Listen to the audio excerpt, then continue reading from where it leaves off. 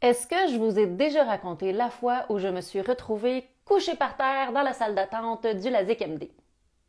Probablement pas, hein? Peut-être que oui aussi. Il y a un an, je me suis fait opérer au laser pour les yeux. C'est un choix bien personnel. Et ça m'a fait rappeler, en fait, cette fameuse anecdote qui n'est vraiment pas mon meilleur moment de gloire, mais qui est quand même pertinent à raconter, surtout pour les personnes qui ont peur de se montrer vulnérables en public ou qui paniquent à l'idée de faire un malaise ou de perdre le contrôle dans une situation. Donc, je vais vous raconter mon anecdote, mais portez vraiment attention à vos moments, vos peurs, votre peur de vous montrer vulnérable en public ou les moments où vous aviez l'impression que vous aviez aucun contrôle dans une situation pour comprendre le processus par lequel j'ai passé. OK? Donc, il y a un an, je me présente chez la ZKMD pour passer un examen de la vue, un examen de contrôle qui consiste à me geler les yeux et me mettre des gouttes qui font dilater les pupilles. En soi, rien de stressant là-dedans. Mes deux parents avaient eu l'opération, ils ont passé par cette étape-là, ils ont géré ça comme des champions. Moi, j'ai découvert ce jour-là que d'avoir les yeux gelés, je trouvais ça un peu dégueulasse. Mais ça c'est moi. J'ai vraiment eu un gros malaise à ne plus ressentir mes yeux dans leur trou. Et en plus, le fait d'avoir les pupilles dilatées fait que on voit flou.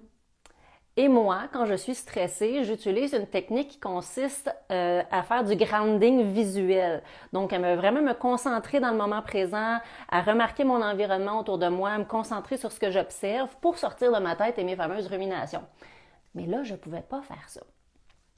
Et il faut aussi mettre en contexte où j'ai des facteurs prédisposants. Par exemple, génétiquement parlant, je fais de la basse pression, très basse pression. Je suis également hypoglycémique et j'ai une personnalité anxieuse. Fait que ça fait une belle combinaison quand même. Fait que ça, c'est un peu ma trame de fond. Des fois, mes facteurs prédisposants, ils n'ont pas nécessairement d'impact, mais j'en suis toujours consciente qu'ils peuvent avoir un risque. Fait que vous pouvez vous demander quels sont vos facteurs prédisposants. Quels sont les événements, des situations ou même des facteurs physiologiques que vous avez qui fait que vous êtes peut-être un peu plus fragile dans certaines situations? Donc là, je suis dans la salle d'attente, je sens que mes yeux gèlent dans leur trou, c'est inconfortable, je commence à plus voir rien en raison des gouttes. Et là, je la sens venir, la chute de pression. Je sens que je commence là à avoir des petites sueurs froides dans la face. C'est là, quelque chose de le fun pour l'orgueil, sentir que tu fais une chute de pression dans un endroit public. Et là, évidemment, je reconnais mes signaux parce qu'avec les facteurs prédisposants que je vous ai nommés, ça m'arrive régulièrement là, d'en faire des chutes de pression. Je sais aussi comment les prévenir, mais là, l'ensemble de l'œuvre faisait que c'était là que ça se passait, à ce moment-là. Donc, évidemment, on est d'accord, il n'y a personne qui aime ça. Moi non plus, j'aime pas ça. C'est une petite blessure à l'orgueil. Mais là, j'ai le choix. Parce que, soit dit en passant, tout ça arrive 3 jours avant l'opération. Je me faisais même pas opérer cette journée-là. Je vous l'avais pas dit, hein? Fait que c'est à ce point-là que j'étais stressée pour l'opération. Donc, tout ça mis ensemble a fait que j'ai vraiment mal géré l'examen de la vue. J'ai fait une chute de pression. Puis là, je le sentais mon discours partir dans ma tête, là. Ah non, non, non, non, c'est pas vrai, c'est pas vrai. Ah, j'ai pas le goût. Ah, j'aime pas ça. Je veux que ça arrête, je veux que ça arrête, je veux m'en aller, je veux m'en aller. Et en raison des procédures en plus de COVID, ben, j'étais seule dans la salle d'opération. Mon conjoint m'attendait à l'extérieur. Donc, fallait que je me débrouille, là. Et là, j'avais le choix.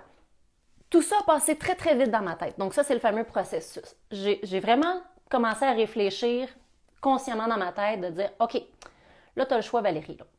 Si tu paniques, si tu te lapides parce que tu fais une chute de pression publique, puis c'est donc gênant, puis c'est donc t'es faible, puis tu sais, le fameux discours, là, quand on se montre vulnérable en public, on vient s'en rajouter un peu, c'est pas aidant. Puis je le savais que si je m'en allais là-dedans, si je perdais le contrôle, là, je perdais le contrôle de mon corps. Hein? Donc, j'avais le choix de garder le contrôle de ma tête, le plus que je pouvais, de gérer mes émotions aussi.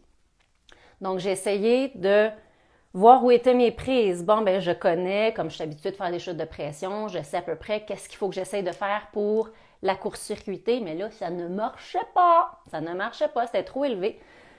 Donc, ça a été ça ma décision. Je dis, OK, c'est important pour moi de me faire opérer pour les yeux. Si je panique, si je fuis, je ne reviendrai pas dans 3 jours. Je n'aurai pas le goût, je vais me faire un micro-trauma, là. Donc, j'ai pris mon petit courage à 2 mains. J'ai levé la main. J'ai dit, excusez, je vais pas bien. Et là, il y a une sympathique dame qui travaille là, qui est venue me voir, puis elle a fait comme, ça va pas, ça va pas. Fait que là, je me dis tout ça dans ma tête, oh mon Dieu, si elle réagit comme ça, de quoi j'ai l'air, hein? Le cerveau, il spinne dans ce temps-là. Mais on se dit, c'est pas grave, hein? Ça arrive, ils en ont vu d'autres. Quelles sont les chances que je sois la seule à faire un malaise dans cet établissement-là? Donc, j'ai vraiment repris le contrôle. Je me connais. Donc, oui, clairement, elle le voyait là, que j'étais en chute de pression, j'étais sur le bord de perdre connaissance. Donc, j'ai pris le contrôle de ce que je pouvais. Donc, elle me dit, qu'est-ce qui se passe? De quoi tu as besoin? Bien, je dis, j'ai besoin de froid, j'ai besoin d'un petit jus, puis j'ai besoin de me coucher. Parce que quand on fait des chutes de pression, et on manque de pression à la tête, donc il faut être en position horizontale. Fait qu'elle me dit, ben, tu veux te coucher sur le plancher là, là? Puis, je le savais, j'avais pas le choix. La chute de pression était tellement avancée que si je me levais, je faisais 2 pas, je tombais. Donc oui, je me suis couchée dans la salle d'attente du LASIK-MD à terre. Et là, moi, ma stratégie, ceux qui commencent à me connaître le savent, je me suis dit, tant qu'avoir une blessure à l'ego puis d'être gênée de revenir, ben je vais pas paniquer. Puis moi, ma stratégie personnelle à moi, on en a tous, ben, c'est de me transformer en clown. Donc, je dis, je vais les faire rire, hein? Je vais l'assumer, je vais dire comme, ah, je vais être votre anecdote hein, du lundi matin, la fille qui a planté dans la salle d'attente, puis que j'ai su, comme je voyais plus rien, je m'étais fermé les yeux, puis en me rouvrant les yeux, je vois 4-5 têtes autour de moi qui me regardent à terre, puis je le sais dans ma tête, je me dis, oh mon Dieu, c'est gênant, mais regarde, c'est pas si grave que ça. Je vais me gérer, ça va passer. On m'a apporté ce que j'avais demandé pour reprendre mes esprits puis faire augmenter ma pression un petit peu. Et on l'assume, tout simplement. Et parce que j'ai réussi à garder le contrôle sur ma tête le plus que je pouvais, parce que j'ai utilisé des stratégies pour me permettre de m'adapter à ma chute de pression puis à ce qui se passait, bien, j'ai été capable, 3 jours après, d'y retourner. Et là, j'ai fait comme, bon, là, ça va être le jour de l'opération. De quoi je vais avoir l'air? Donc, je me suis fait mon filet de sécurité. J'ai amené déjà d'avance tout ce que j'avais besoin au cas où que je faisais une autre chute de pression. Hein? Ma bouteille d'eau, ma glace, mes collations, bref, mon filet de sécurité à moi. On en a tout un différent. Mais tous les symptômes que j'anticipais avoir, je les ai planifiés. Là. Je me suis fait un backup plan réaliste, un filet de sécurité réaliste, juste au cas pour le jour de l'opération. Guess what? J'ai pas utilisé aucune de mes stratégies ou presque. Là. Juste ma bouteille d'eau parce que il faut s'hydrater puis j'en avais soif. Mais ça a mieux été la journée de l'opération que la journée 3 jours avant de l'examen. Donc, c'est ça que je voulais vous partager aujourd'hui.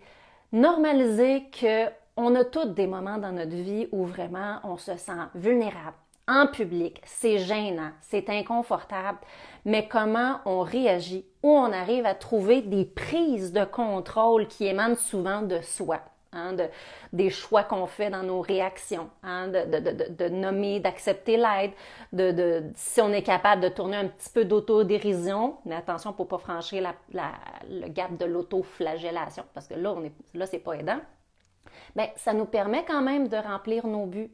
Je ne considère pas que mon opération ou l'entièreté du processus a échoué parce que j'ai fait une chute de pression, parce que j'ai eu peur, parce que j'ai été anxieuse. Je suis opérée, je l'ai eu mon opération, puis ça a très bien été. Soit dit en passant, c'est pas une publicité pour l'opération laser ou LASIK-MD. Mais bref, c'est ça, c'est le processus que je voulais vous partager. L'importance de nos capacités d'adaptation, puis comment on peut bien réagir dans des situations difficiles. Donc, si jamais vous avez des anecdotes à me partager, n'hésitez pas à me les mettre en commentaire. Puis si vous aimez ça, ce genre d'anecdotes-là personnelles, bien, je vous invite à aller voir mes 2 vidéos où je parle que j'affronte mes peurs. Donc, j'ai dernièrement affronté une des peurs que j'ai de conduire à Montréal et j'ai fait une vidéo avant où on me voit un petit peu vulnérable et une vidéo après où j'explique comment ça s'est passé, tout le déroulement. Donc, j'espère que vous avez apprécié. Puis je vous dis à bientôt pour une autre vidéo.